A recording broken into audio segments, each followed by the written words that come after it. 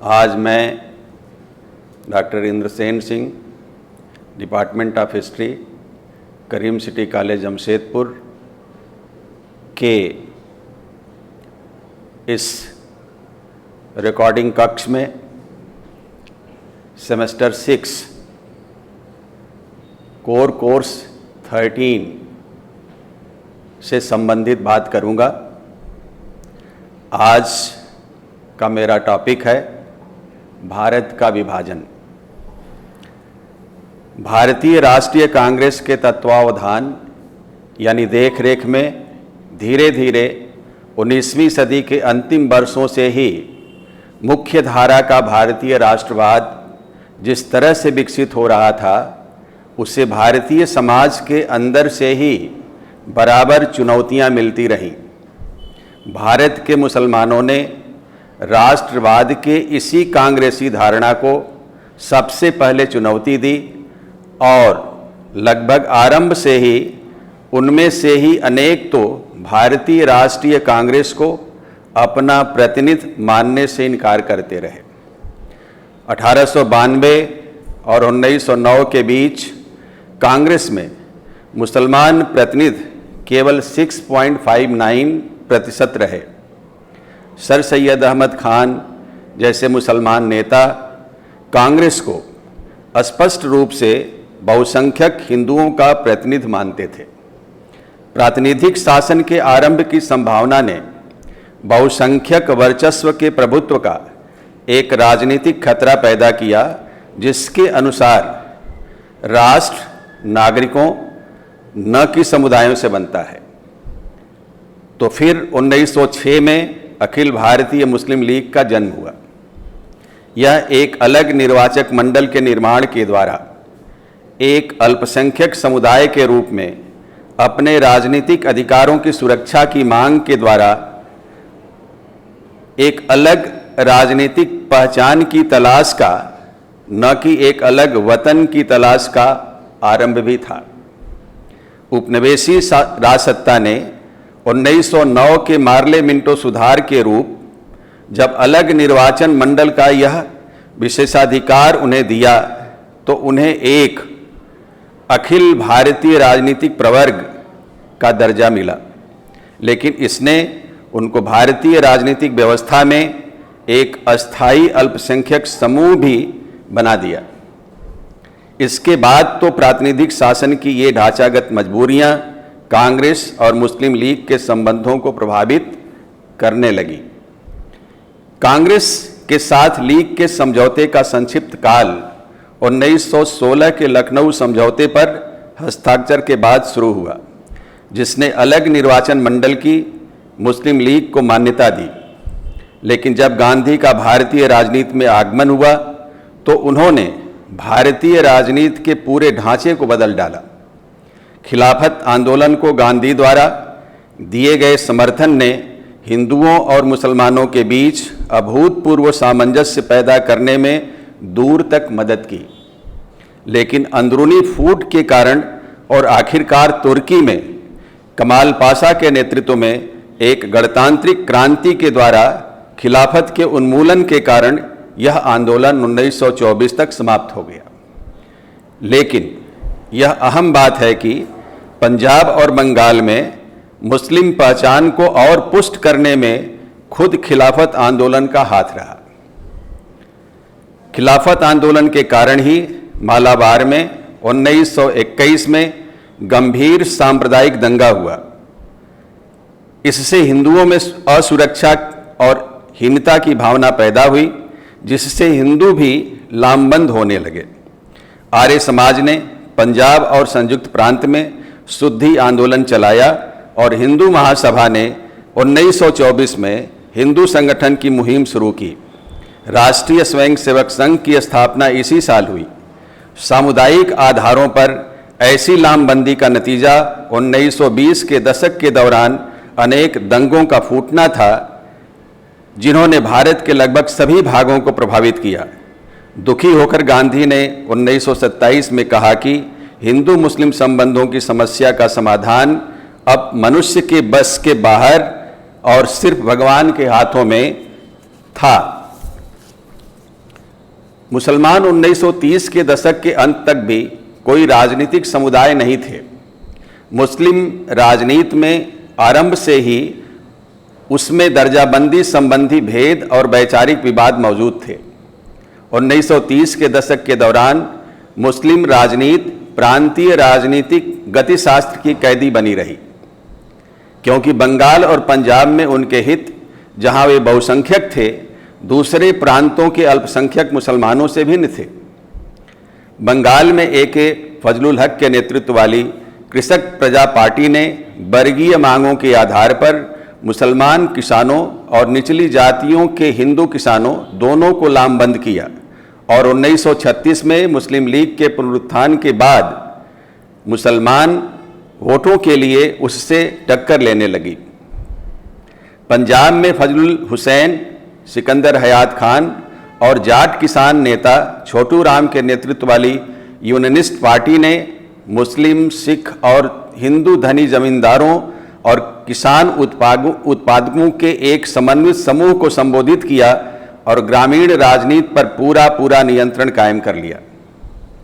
दूसरी ओर अखिल भारतीय मुस्लिम लीग 1937 तक ऐसा जलाल के शब्दों में अल्पसंख्यक मुसलमानों वाले प्रांतों में कुछ एक मुखर मुसलमानों के वाद विवाद के मंच से अधिक कुछ भी नहीं थी और बहुसंख्यक मुसलमानों वाले प्रांतों पर उसने कोई प्रभाव नहीं डाला। 1937 के चुनावों में दोनों क्षेत्रीय पार्टियों को अच्छी सफलता मिली, जबकि पूरे भारत में मुस्लिम लीग की कारगुजारी निराशाजनक रही। लेकिन इस चुनाव में कांग्रेस की प्रचंड विजय और उससे पैदा हुए दंभ ने इन तमाम विविधताओं से भरे समूहों को जिन्ना के नेतृत्व वाली नवजीवन और नवशक्ति प्राप्त मुस्लिम लीग के परचम के तले एकजुट कर दिया। कांग्रेस की नीतियों का वर्गीय दृष्टिकोण और वैयक्तिक नागरिकता पर उसका जोर मुसलमानों के समुदाय केंद्रित सरोकारों को संतुष्ट नहीं कर सके।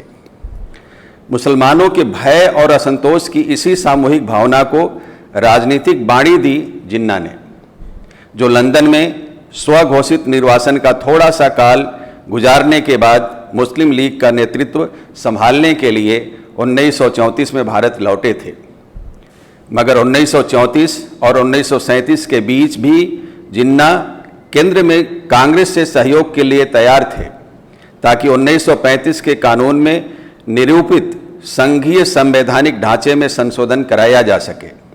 मगर चुनाव परिणामों ने उनको असुविधा की स्थिति में डाल दिया, क्योंकि कांग्रेस अब आरंभ से उनको अनदेखा कर सकती थी। इस चरण में जिन्ना की इच्छा थी तो यह कि भारत के भावी संविधान संबंधी किसी भी वार्ता में मुस्लिम लीग को एक बराबर का पक्ष, एक तीसरा पक्ष बनाया जाए। केंद्रीय असेंबली में जिन्ना की जोरदार वकालत के बाद 1937 में पारित शरीयत व्यवहार अधिनियम, शरीयत एप्लीकेशन एक्ट ने राष्ट्रीय स्तर पर मुस्लिम एकजुटता का एक प्रतीकात्मक वैचारिक आधार तैयार किया।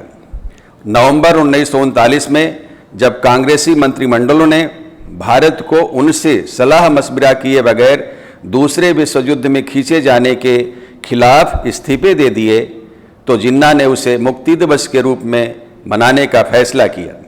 दिसंबर 1939 तक लीग की सदस्यता 30 लाख से ऊपर जा चुकी थी। जिन्ना अपने आप को मुस्लिम लीग के एकमात्र प्रवक्ता के रूप में पेश कर चुके थे। अविश्वास के इसी राजनीतिक संदर्भ में धीरे धीरे एक और विचार पनपा और यह विचार मुस्लिम राष्ट्रीयता का था। 1930 में मुस्लिम लीग के अध्यक्ष की हैसियत से सर मोहम्मद इकबाल ने भारत के अंदर ही 4 प्रांतों, पंजाब, पश्चिमोत्तर सीमा प्रांत, सिंध और बलूचिस्तान को मिलाकर एक केंद्रीयकृत क्षेत्र का गठन का प्रस्ताव रखा था। इस विचार को और विस्तार दिया कैम्ब्रिज के छात्र रहमत अली ने, जिन्होंने 1933 में इन चारों मुस्लिम प्रांतों और कश्मीर को मिलाकर अस्पष्ट रूप से पाकिस्तान बनाने की बात की। लेकिन मुस्लिम लीग की सिंध शाखा की कराची बैठक ने, जिसकी अध्यक्षता स्वयं जिन्ना ने की थी, एक प्रस्ताव पारित किया जिसने हिंदू और मुसलमान नाम के 2 राष्ट्रों के लिए राजनीतिक आत्मनिर्णय की आवश्यकता का जिक्र किया। यह दो राष्ट्रों, टू नेशन के सिद्धांत की पहली घोषणा थी। हालांकि इसमें भी अलगाव की बात नहीं थी। हिंदुओं और मुसलमानों के दोनों संघ एक साझे केंद्र के कारण एकजुट रहते। उसके बाद तो इस पर सार्वजनिक रूप से बहसें होने लगी, जो इस अमूर्त धारणा को एक रूपरेखा दे। आखिरकार मार्च 1940 में मुस्लिम लीग के लाहौर प्रस्ताव ने औपचारिक रूप से मुसलमानों को एक कौम अर्थात राष्ट्र घोषित किया। यह प्रस्ताव भारतीय मुसलमानों के एक अल्पसंख्यक से एक राष्ट्र में रूपांतरण था, ताकि भारत के लिए किसी भी भावी संवैधानिक व्यवस्था पर उनकी भागीदारी और सहमति के बिना बातचीत न की जा सके। उसके बाद ऐसी किसी भी व्यवस्था में हिंदुओं और मुसलमानों के बीच बराबरी की मांग जिन्ना की राजनीति का केंद्रीय तत्व बन गई। राष्ट्रीयता की इस घोषणा से लेकर 1947 में एक अलग प्रभुता संपन्न राज्य के वास्तव में साकार होने तक रास्ता लंबा और कष्टों से भरा हुआ था। एक मुस्लिम राष्ट्र की यह धारणा केवल जिन्ना की या मुस्लिम बुद्धिजीवियों के चुनिंदा समूह की कल्पना नहीं थी। उसे आम उन हजारों मुसलमानों ने वैधता प्रदान की जो कराची, पटना या लाहौर के जुलूसों में शामिल हुए, हड़ताल में भाग ली, प्रदर्शन किए, बल्कि 1938 और 1940 के बीच हुए दंगों तक में भाग लिए। उनका अलगाव लड़ाकू हिंदू राष्ट्रवादियों की उत्तेजक कार्रवाइयों से तथा कांग्रेस के एक अक्खड़ दिमाग धर्मनिरपेक्ष नेतृत्व द्वारा मुस्लिम राष्ट्र की मांग की बराबर खिल्ली उड़ाते रहने के कारण भी पैदा हुआ था। जो मुस्लिम नेता 1921 में अपनी भारतीयता और अपनी मुस्लिम पहचान के बीच कोई टकराव नहीं मानते थे, उन्हीं के लिए उनकी अलग मुस्लिम राष्ट्रीयता की मान्यता 1940 के दशक में समझौते से परे एक न्यूनतम मांग बन गई। धीरे धीरे व्यापक मुस्लिम जनता ने भी इन भावनाओं को अपना लिया। वास्तव में जैसा कि अचिन विनायक का कथन है, जिन दिनों एक उपनिवेशवाद विरोधी अखिल भारतीय राष्ट्रीय पहचान निर्माण की प्रक्रिया में थी, उन दिनों एक अलग मुस्लिम पहचान के इस उदय के लिए कांग्रेसी नेतृत्व वाला राष्ट्रीय आंदोलन बड़ी सीमा तक जिम्मेदारी से बच नहीं सकता। ब्रिटिश प्रधानमंत्री एटली ने 20 फरवरी 1947 को घोषणा किया कि अंग्रेज भारत को जून 1948 तक खाली कर देंगे। इस घोषणा ने भारतीय नेताओं के दिलो दिमाग में भय पैदा की कि यदि जून 1948 तक भारत के विभाजन नहीं हुआ तो भारत में गृह युद्ध छिड़ जाएगा और भारत के कई टुकड़े हो जाएंगे। इस प्रकार कांग्रेस के सदस्यों ने देश विभाजन के प्रस्ताव को स्वीकार कर लिया और अंततः लॉर्ड माउंटबेटन की देश विभाजन की योजना को मान लिया। धन्यवाद।